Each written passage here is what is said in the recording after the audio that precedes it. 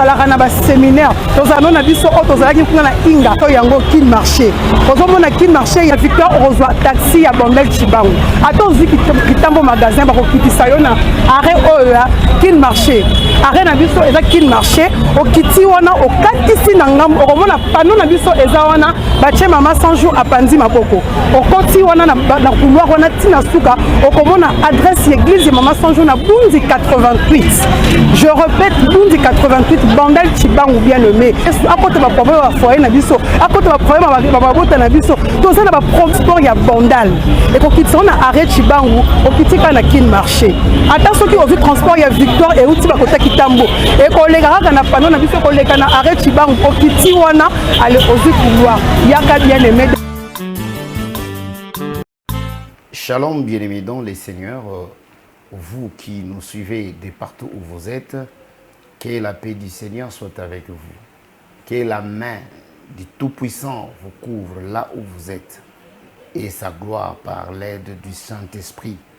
C'est une grâce ou une opportunité que le Seigneur nous a fait de nous retrouver encore aujourd'hui pour partager un message de bénédiction pour vous. Vous savez, mon frère, ma soeur, vous qui me suivez, vous êtes là parce que le Seigneur vous a accordé le souffle de vie. Vous êtes là parce que vous êtes en bonne santé. Une autre personne peut-être me suit, mais il est malade, il est dans un état très compliqué de santé.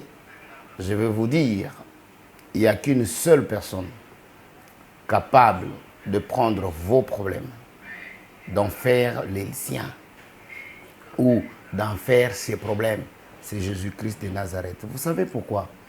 Jésus avait dit, venez en moi, vous tous qui êtes fatigués. Chargez sur moi tous vos soucis et moi je vous donnerai 10 repos.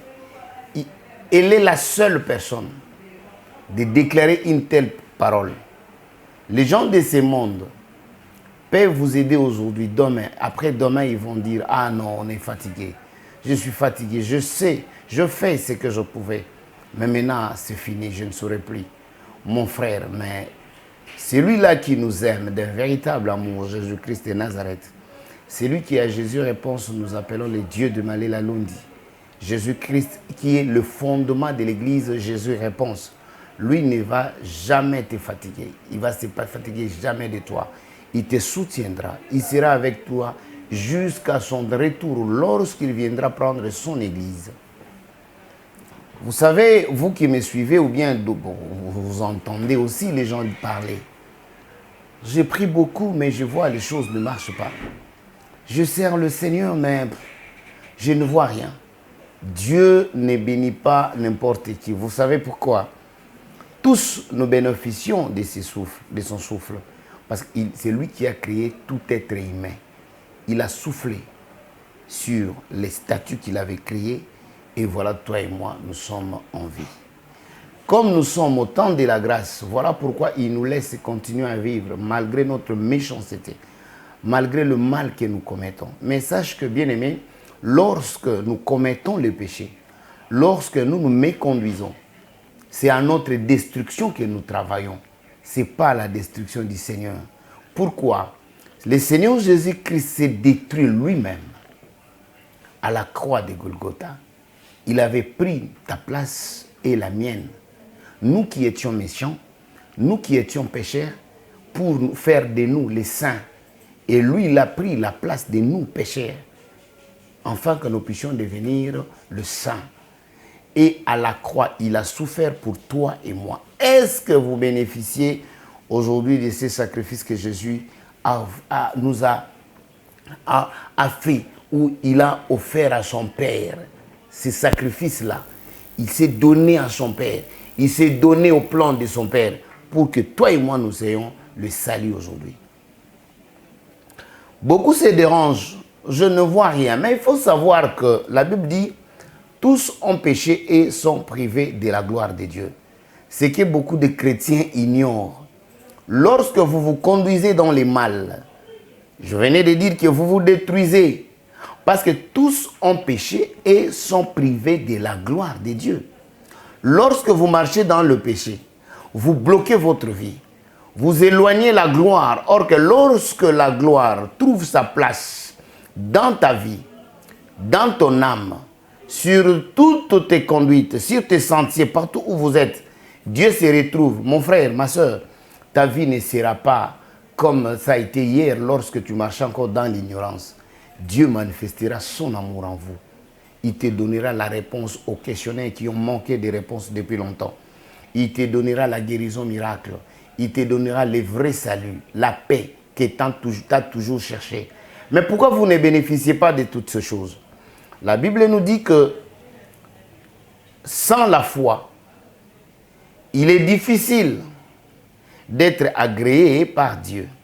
Cherchez la paix avec tous et la sanctification, sans laquelle personne ne verra le Seigneur. Pour être agréé par Dieu, que tu sois accepté, que vos prières soient acceptées, exaucées, vous devez avoir ce qu'on appelle la foi.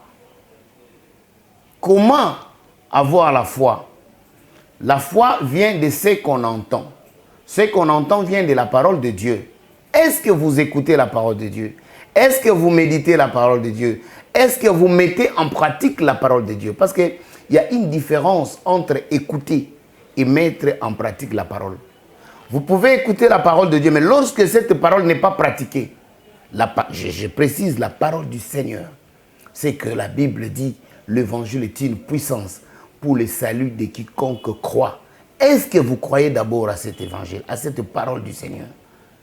Parce que lorsque vous croyez, la manifestation de cette croyance produira ce qu'on appelle la foi. La foi, c'est une ferme assurance. Croire en quelque chose que vous n'avez pas encore vu, mais au nom de Jésus-Christ de Nazareth, vous croyez que la chose, si je l'aurai.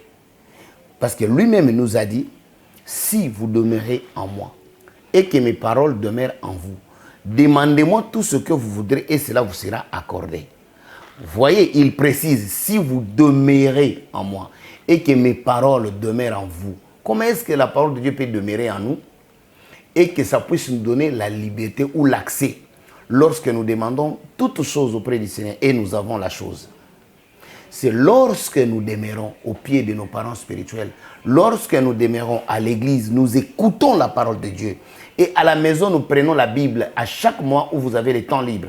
Vous méditez ce qu'on vous a prêché. Vous allez voir par l'aide du Saint-Esprit. Vous allez découvrir et comprendre d'autres choses, même que le pasteur n'a pas prêché à l'église. Et c'est là parce qu'il dit, sans la foi, il est difficile de lui être agréable. Si vous ne croyez pas, vous n'avez pas la foi, comment est-ce que vous pouvez bénéficier de quelque chose de la part du Seigneur? Raison pour laquelle le Seigneur a dit, si vous demeurez en moi et que mes paroles demeurent en vous. Donc, lorsque la parole de Dieu demeure en vous, produira ce que nous appelons la foi. Ce que je venais tantôt de dire, que c'est une démonstration, une ferme assurance de croire que je suis enfant de Dieu. Mon Dieu, au nom de Jésus, il ne m'abandonnera jamais. Il ne me laissera jamais. Mais qu'est-ce qui bloque? Qu'est-ce qui dérange? Parce que nous, qui se disent chrétiens, nous qui disons que nous sommes enfants de Dieu, nous vivons avec beaucoup d'ignorance. Raison pour laquelle vous allez voir, même Dieu lui-même, il s'était dit, ah, ciel, écoutez, la terre, écoutez, j'ai enfanté un enfant et cet enfant s'est rebellé contre moi. Dieu connaît nos comportements, il connaît nos sentiers. Tout ce que nous faisons, le Seigneur connaît, bien-aimé dans le Seigneur. Alors, comment faire pour bénéficier de quelque chose de la part du Seigneur au nom de Jésus? Comment est-ce que vous pouvez vivre cet héritage que le Seigneur nous a donné depuis la croix de Golgotha? De vivre la paix, de vivre selon ce que tu veux, de vivre selon ce que tu as toujours demandé au Seigneur. Mais pourquoi plusieurs années vous priez, mais vous n'obtenez rien? Nous allons lire un passage biblique dans le livre de 2 Corinthiens, chapitre 13, verset 5. Que dit la Bible? Parce que des fois, nous cherchons des sorciers. Des fois, nous cherchons pourquoi. Non, c'est simple, mon frère. Écoutez ce que la parole de Dieu dit. 2 Corinthiens 13, 5. Examinez-vous vous-même, virgule, pour savoir si vous êtes dans la foi. Donc, vous-même faites l'introspection de votre vie, de votre âme. pour savoir si vous êtes dans la foi. Or, être dans la foi, c'est vivre véritablement avec le Seigneur. Mettre en pratique la parole du Seigneur. Demeurer dans sa parole. Produisez les produits, le fruit de la foi. Accompagné du Saint-Esprit et le fruit qui demeure. Par les œuvres, par ta conduite. Votre bonne conduite démontre le fruit du Saint-Esprit.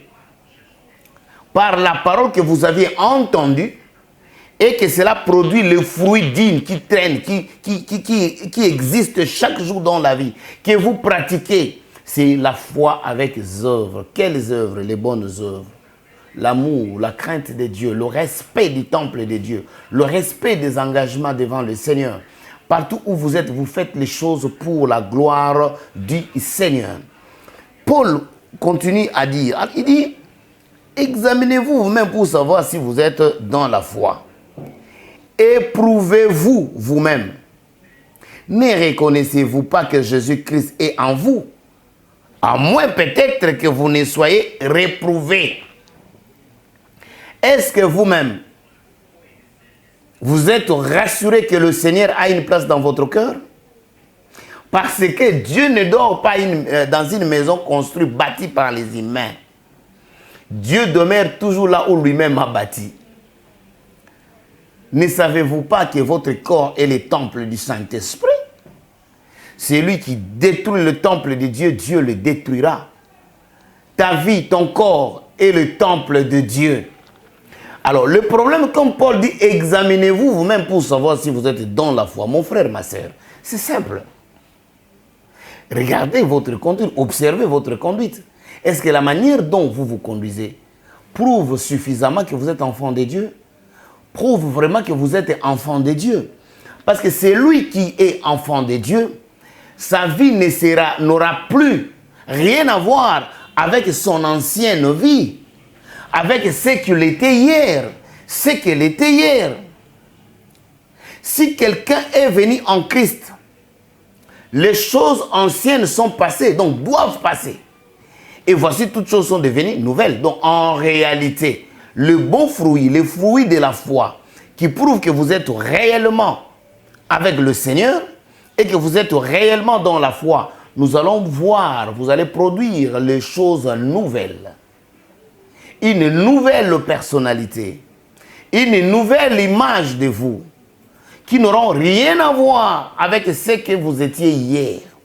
Mais si vous allez à l'église et que vous faites tout ce que ceux qui ne connaissent pas Dieu font, bien aimé, il ne faut jamais t'inquiéter lorsque vous ne voyez rien dans ta vie. Dieu ne bénit pas n'importe qui. Il bénit ceux qui marchent dans sa crainte. Dieu bénit ceux qui marchent selon la parole de Dieu. Dieu bénit ceux qui le respectent, qui respectent les engagements pris avec le Seigneur. Mon frère, ça fait 10 ans que vous priez. Est-ce que là, au département de l'église où vous étiez, est-ce que vous continuez à travailler? Est-ce qu'au lieu de travail, les gens reconnaissent que vous êtes vraiment enfant de Dieu, serviteur de Dieu? Les problèmes, des fois, nous cherchons que Dieu puisse nous donner. Si vous marchez avec la crainte de Dieu, il y a des choses que vous n'allez plus demander au Seigneur. Il te les donnera automatiquement, mon frère, ma soeur. Dieu n'est pas notre ami. Dieu est notre créateur. Dieu ne marche pas avec le péché. Parce que le péché nous bloque. Vous savez, tel que vous me suivez là, en tant qu'apôtre de Jésus-Christ, moi je crois, je t'amène une bénédiction. Le message que je te donne, car l'évangile est une puissance pour le salut de quiconque croit. Si seulement vous croyez ce que je vous dis ce soir, je vous dis ce matin, mon frère, ma soeur, ta vie n'aura plus rien à voir tel que c'était hier.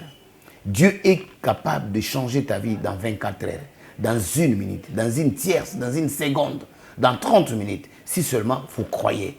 Si votre cœur est vraiment bien disposé pour bénéficier de la bénédiction venant du ciel. Comment? Vous savez, votre cœur, c'est une assiette. Vous voyez, lorsque nous allons même dans des soirées, dans des festins, il y a l'équipe des hôtelières qui viennent pour nous servir. qui ont préparé le menu pour la soirée, pour la manifestation. Mais pendant que nous allons se servir, vous allez trouver, il y a des gens là qui nous servent. Vous allez seulement prendre l'assiette. Vous venez avec devant, vous présentez. Et le servante et ceux qui servent là vont commencer à nous servir. Si dans votre assiette, il y a la saleté, quand vous allez présenter l'assiette, la servante ou le serviteur va vous dire, s'il vous plaît, monsieur, s'il vous plaît, madame, l'assiette que vous avez n'est pas propre. Veuillez changer l'assiette. Mais sa louche était déjà prête pour soulever, pour prendre le repas et mettre sur ton assiette. Mais lorsqu'il y a la saleté, il ne va pas mettre. C'est comme Dieu. Nous pouvons demander des bénédictions pour vous. Vous pouvez invoquer Dieu, Dieu bénis-moi. Mais même si le ciel s'ouvre pour ta bénédiction, mais lorsque cette bénédiction va venir, va descendre, ou moi en tant qu'apôtre, je déclare quelque chose, vous vous dites Amen. Ça ne suffit pas Amen. Il faut que quand vous dites Amen, cela s'accompagne de votre vie de tous les jours, de la manière dont vous vous conduisez devant le Seigneur. Alors lorsque la bénédiction de Dieu arrive et que ça trouve la saleté, le péché dans ton corps, parce que la Bible dit tous ont péché et sont privés de la gloire de Dieu, tu n'auras pas la bénédiction. Même l'ange qui viendra pour te servir de tout ce que tu as demandé au Seigneur ne te donnera jamais. Il va continuer le chemin où il va retourner au ciel avec la bénédiction qui t'a été envoyée. Voilà pourquoi vous avez intérêt, frères et sœurs, de vous conduire dignement d'un enfant de Dieu. Sinon, vous allez dire que le Seigneur n'agit pas, le Seigneur ne fait pas. Non, Dieu travaille, il est le Dieu fidèle. Il accomplit toujours sa parole. Mais en observant ce qui se trouve dans votre vie, dans votre cœur, dans votre âme, lorsqu'on nous recommande de préserver nos âmes plus que toute autre chose, vous savez pourquoi? Parce que ce monde-ci nous ouvre beaucoup de choses succulentes, beaucoup de bonnes choses qui règnent aujourd'hui. Et lorsque les yeux voient, pour poser les actes, c'est l'âme. C'est pourquoi tu dois protéger ton âme. Tout ce que nous commettons, tout ce que nous faisons provient de nos âmes. Le corps peut voir, le corps peut envier, mais si l'âme ne donne pas le mot d'ordre pour aller poser l'acte, le corps ne posera aucun acte. Tout ce que vous faites, vous le faites à partir de votre âme. Et si vous n'arrivez pas à gérer votre âme, vos émotions, vos sentiments, suivant la parole de Dieu, bien aimé, vous allez perdre beaucoup devant le Seigneur. Et votre vie va beaucoup reculer. Je vais encore ajouter un deuxième passage biblique. Et je pense que le dernier passage biblique pour notre moment merveilleux que le Seigneur nous a donné par rapport à ces partages. Nous allons lire dans le livre de Deutéronome, chapitre 11, à partir du 26e verset. Écoutez ce que la parole de Dieu dit. Vois, je mets aujourd'hui devant vous la bénédiction et la malédiction. Sachez que depuis Adam et Ève avaient péché, même lorsqu'ils étaient encore dans le jardin, Dieu les avait bénis. Mais il leur avait dit ceci, mangez de tous les fruits que vous voyez dans le jardin. Mais concernant l'arbre du milieu, l'arbre de vie, ne touchez pas. Donc, l'homme avait beaucoup de bénédictions. Il avait le droit de tout manger, de tout utiliser. Seulement un seul arbre au milieu du jardin. Beaucoup ont perdu de bonnes choses, de merveilleuses choses, de bonheur à cause d'un petit plaisir. À cause d'une petite chose, ils ont perdu beaucoup. Écoutez ce que la parole de Dieu te dit, pour que vous puissiez comprendre et ne plus t'inquiéter. Parce que le vrai problème, avant d'être béni de la part du Seigneur, il faut contrôler votre vie. Il faut examiner vous-même. Ce n'est pas à nous de vous juger. La Bible dit, parce que beaucoup disent, ne jugez point. Oui, bien sûr. D'ailleurs, ici, Paul l'a martelé, il dit, examinez-vous vous-même. Il faut être témoin de votre vie vous-même. Il faut faire l'introspection de votre vie vous-même, mon frère. Pas par une autre personne, ma sœur. Toi-même. Tu connais bien ton cœur. Tu connais bien ta vie. Examinez-vous. Vois ton cœur, ta conduite. Tes sentiers, c'est quoi tes sentiers? Vous savez, tout, partout où tu passes devant le Seigneur, ce sont des petits chemins que tu prends. Et Dieu voit tout. On dit, voici, je mets aujourd'hui devant toi, devant vous, la bénédiction et la malédiction. La bénédiction, virgule, si vous obéissez au commandement de l'Éternel. C'est quoi le commandement de l'Éternel? C'est la parole de Dieu. Alléluia. Votre Dieu que je vous prescris en ces jours. Donc, respectez, mettez en pratique les commandements, la parole de Dieu, les lois. Mais aujourd'hui, moi, je te parle de la parole que je t'enseigne aujourd'hui. Alléluia. Ce sont des commandements de préalable pour que vous puissiez bénéficier de la main des bénédictions de Dieu. On dit, cette parole, ce sont des prescriptions de votre Dieu, de mon Dieu. Le Dieu que tu dis, tu pars prier à l'église. Parce que tu ne seras jamais béni parce que comme tu fréquentes l'église. Tu seras béni à cause de votre conduite, à cause de votre vie de repentance, de conversion. Parce que vous savez qu'il y a une différence entre la repentance et la conversion. Il faut que tu arrives au niveau de la conversion. Parce que c'est la conversion qui doit prouver que vous n'êtes plus l'ancienne personne. Vous êtes une nouvelle personne. Verset 27. Non, verset 28. La malédiction, si vous n'obéissez pas au commandement de l'Éternel, votre Dieu, et vous vous détournez de la voie que je vous prescris en ces jours, pour aller après d'autres dieux que vous ne connaissez pas.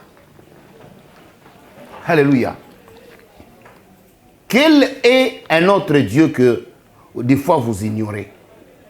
Vous priez, mais quelle est votre faiblesse chérie?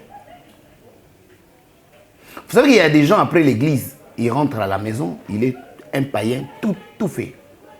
Païenne tout faite, toute faite. Mais ces choses vont nous bloquer, ces choses vont te bloquer, mon frère, ma soeur. Voilà pourquoi Jésus a dit, venez à moi, vous tous qui êtes fatigués et chargés sur moi tous vos soucis, moi je vous donnerai du repos. Voilà ce soir, mon frère, je ne vais pas te condamner, mais je voulais juste vous montrer le préalable pour être agréable devant Dieu. Vous devez avoir la foi. Pas seulement dire, je prie, j'ai la foi. Non, la foi se manifeste par les œuvres. Les œuvres dignes de repentance. Par le fruit de l'esprit, l'humilité, l'amour du prochain, apporter la paix à ceux qui n'en ont pas. Ne pas envier le bien des autres. Ne pas combattre les autres qui sont innocents. Ne détruisez pas la vie des autres par méchanceté.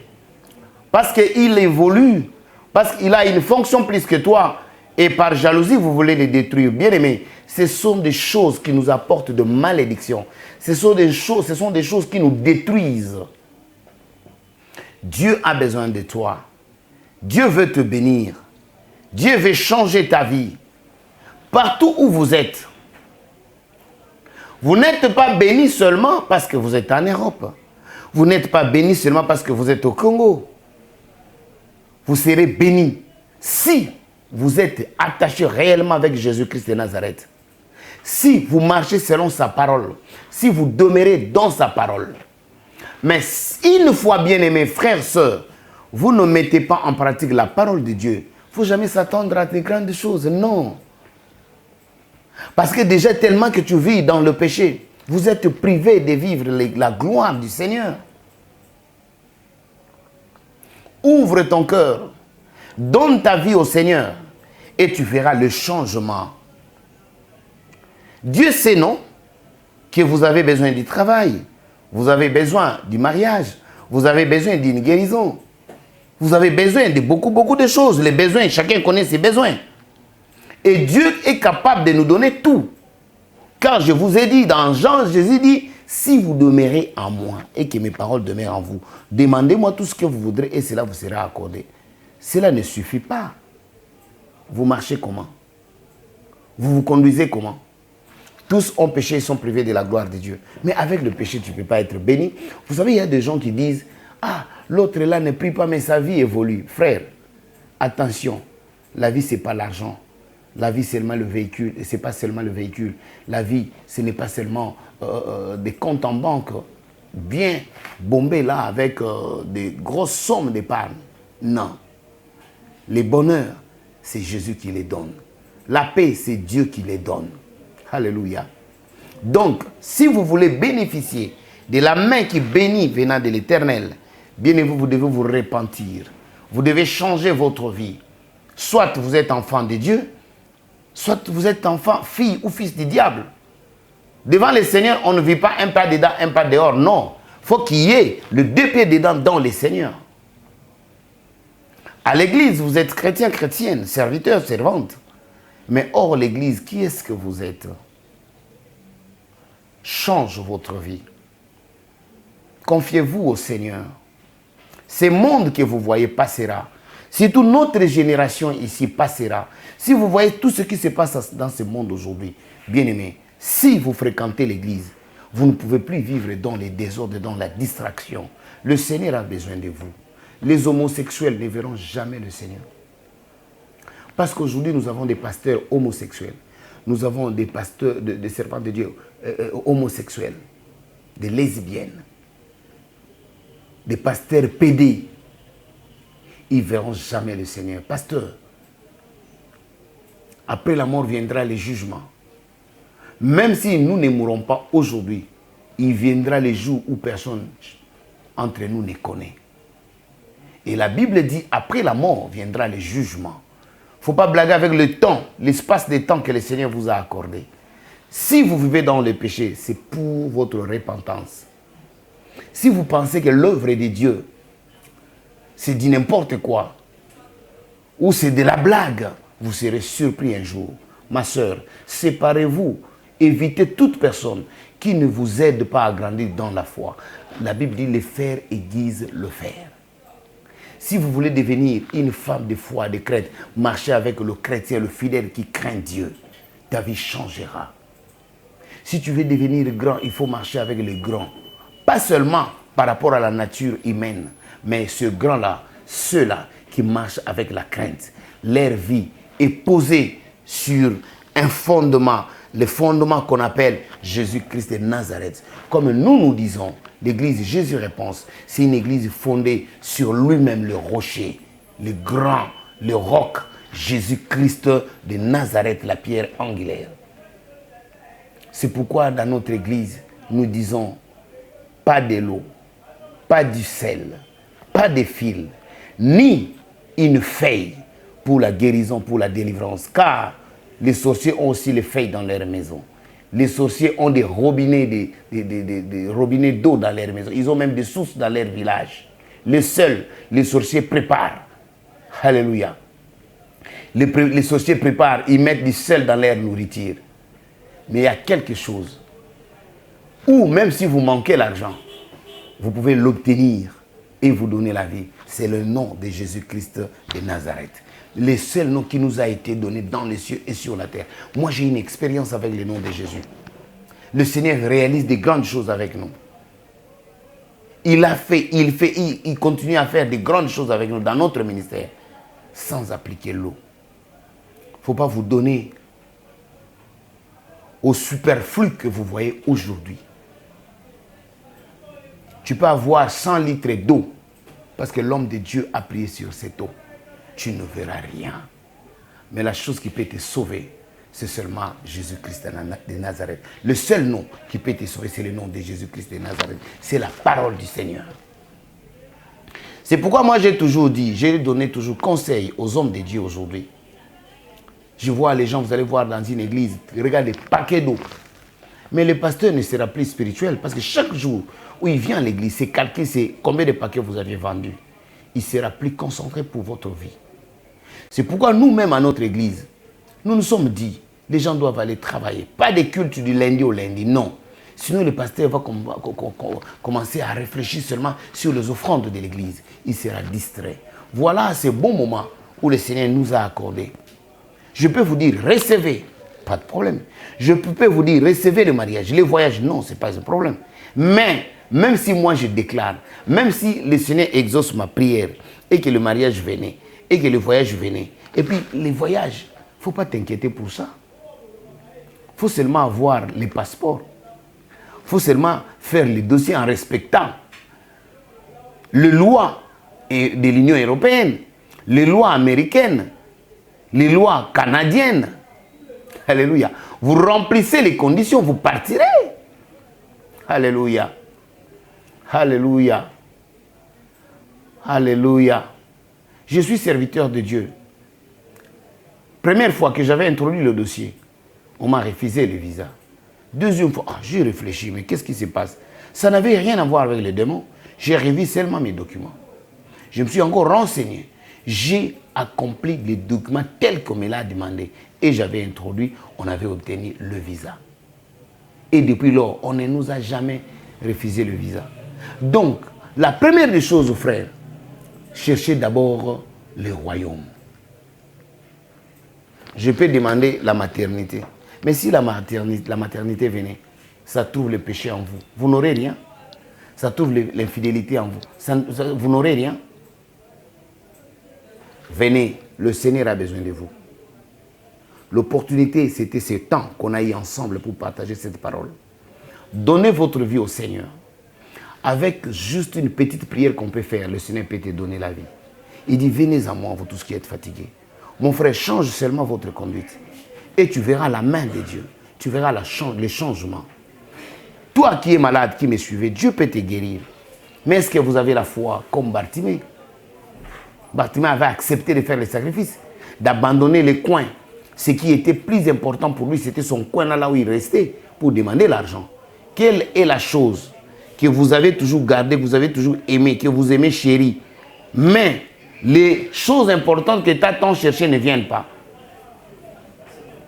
L'argent ne te donnera jamais le sommeil. L'argent ne te donnera jamais la guérison. L'argent ne te donnera jamais la paix. La paix, c'est Jésus par sa parole. Veux-tu donner votre vie au Seigneur? Il est capable de te guérir. Il est capable de changer votre vie. Si vous êtes prêts, vous allez me suivre. Par rapport à cette prière, je fais pour vous. Vous suivez mes paroles. Nous allons prier. Dis, Seigneur Jésus, je viens auprès de toi. Accepte-moi. Je reconnais, Seigneur, que je suis pécheur. Pardonne mes péchés. Après cette prédication, cette exhortation, je prends la décision maintenant de confier ma vie en toi. Jésus, accepte-moi. Purifie-moi par ton sang que tu as fait couler à la croix de Golgotha pour le pardon de mon péché, pour le pardon de ma mauvaise conduite. Au nom de Jésus-Christ de Nazareth. Amen. Que Dieu vous bénisse.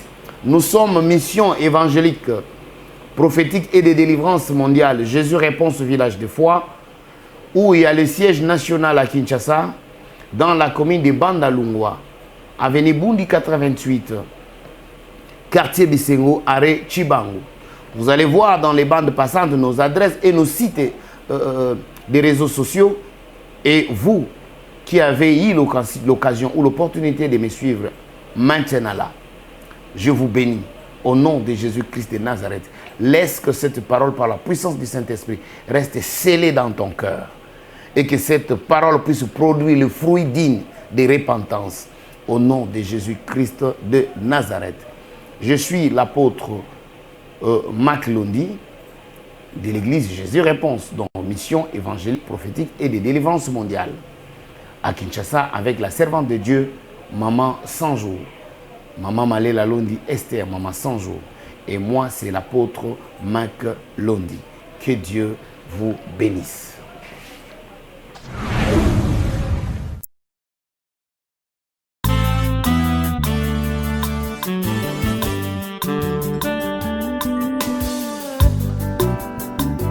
miso nange tangi kolo yokelanga mawa yamba kolela na ngai oza papa.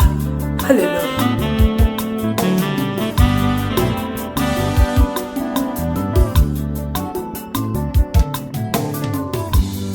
Mizoli na ngai etangi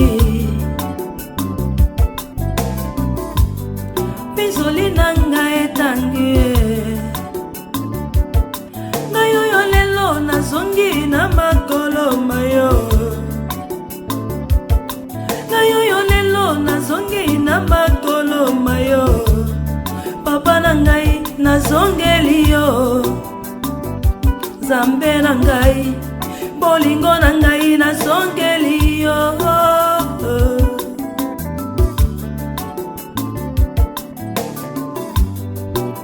nakendaki mosika na yo nasuki nde kosuka mosika nakendaki ngai nasambwe nde kosambwa lokola mwana oyo asengaki nyonso epai ya papa na ye ntango amonaki mpasi azongaki epai ya papa na nga nyonso ezali boni na mibebisa nakomi kolia na pangulu nakomi moto akotiolama papa na ngai nazongeli yo bolingo na ngai nazongeli yo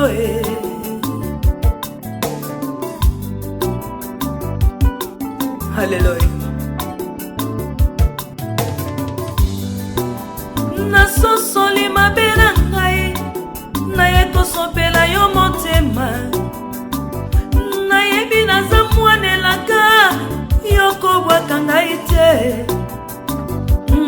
papa na ngai oyo akosala lisusu na libota na ngai zambala fo akosala lisusu na bomoi na ngai nayebi yo nzambe kosala lisusu nazongeli yo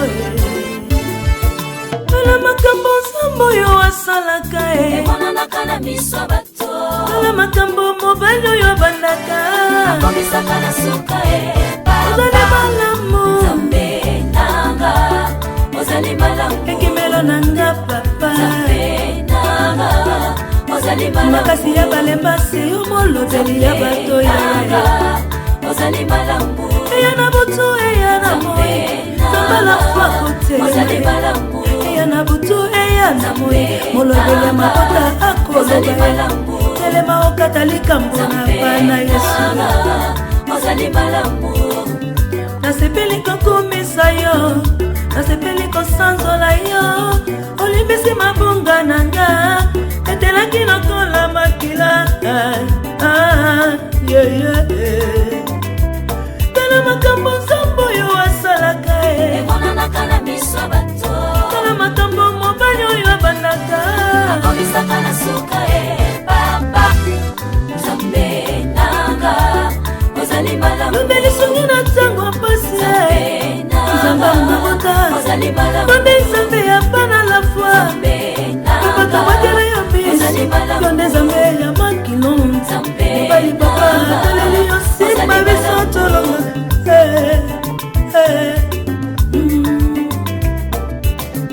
naiko mwana bilaka papa nanga arekiperenga azongi na makolo maye bilaka na nzambe polaka te libota na nzambe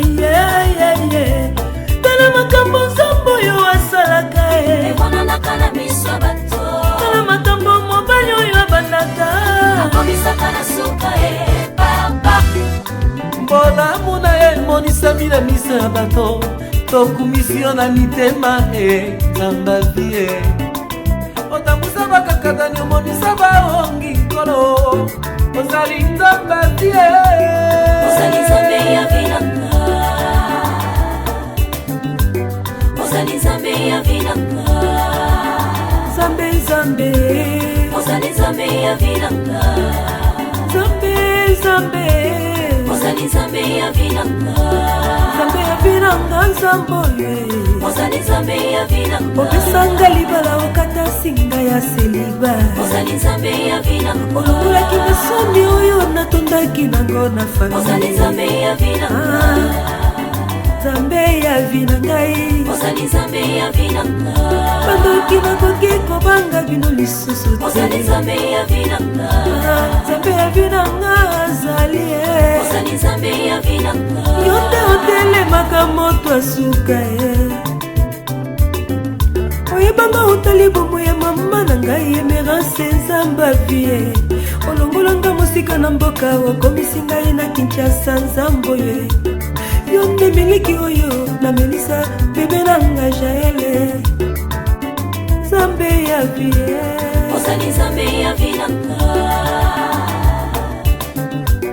Tu n'auras pas d'autre Dieu devant ma face. Tu n'auras pas d'autre Dieu devant ma face. Et moi je serai avec toi aujourd'hui à jamais. Oh Zambe ya vie, Zambe ya vinanga, Zambe ya vie, vinanga, abongola bomoye, oh Zamba vie, machanjaka bomoye, Zamba vie.